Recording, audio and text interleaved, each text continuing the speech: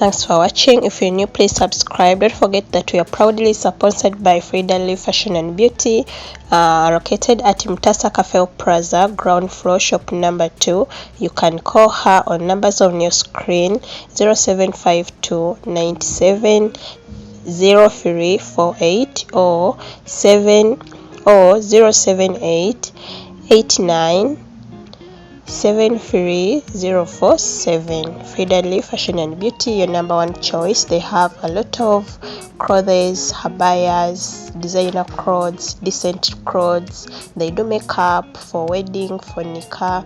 Just book them, they'll get you covered. Please visit them. Ramadan is in the corner. They have new stock. Just give them a visit. They do delivery around Kampala. Frida Lee Fashion and Beauty, your number one choice.